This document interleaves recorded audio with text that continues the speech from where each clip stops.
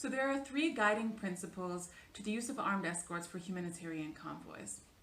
The first is the primacy of humanitarian criteria, which states that it has to be the decision or request of a humanitarian organization to decide to use armed escorts, and that no political or military authorities should be making that decision, and the decision should be based on humanitarian criteria alone. The second is humanitarian identity, and this states that humanitarian convoys have to retain the civilian nature and character of the convoy. So what does that mean? It means that you need to make clear, visible distinction between the armed escort and the humanitarian vehicles in the escort. So essentially, armed personnel should remain separate in their vehicle. Humanitarian vehicles must be clearly labeled with no weapons markings, and anything else you can think of to keep the two types of vehicles visibly distinct. For instance, the use of flags, different colored vehicles, and also maintaining clear physical distance from the armed escort if the nature of the threat allows.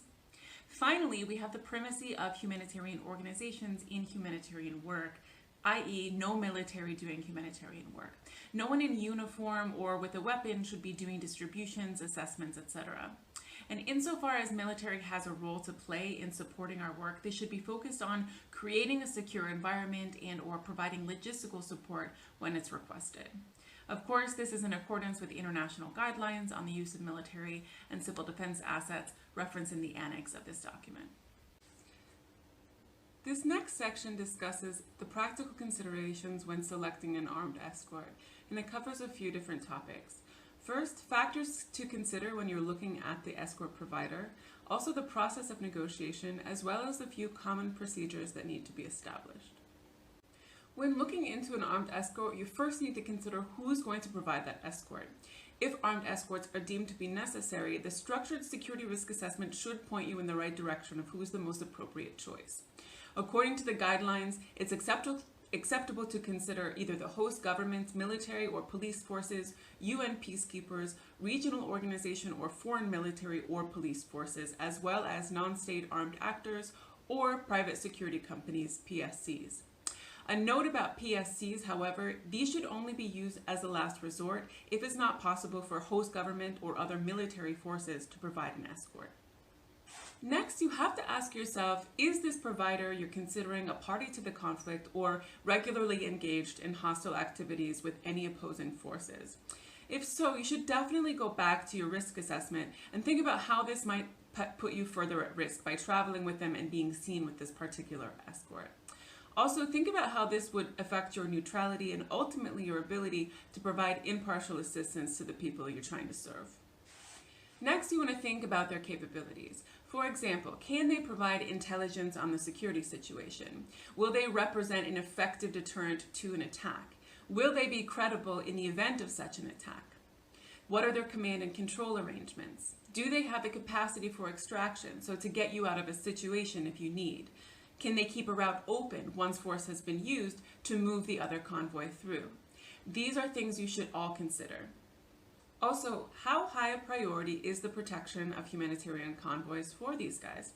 Are the escorts themselves a potential source of insecurity or pose a threat to the civilian population or their resources?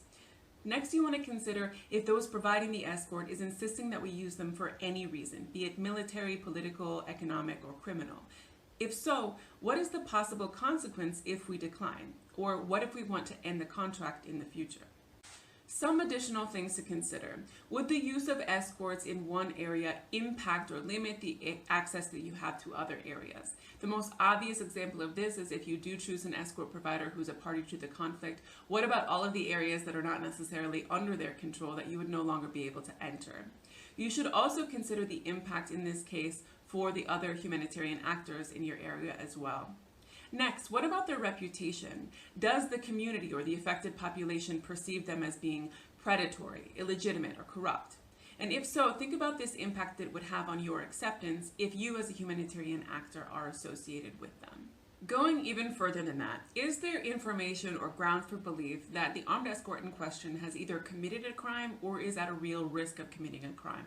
And here I'm talking about violations of international humanitarian law, human rights, or refugee law. If that is the case or a possibility, you really want to take a look at something called the Human Rights Due Diligence Policy on UN Support to Non-UN Forces, or the HRDDP, which I provided for you here in a link below.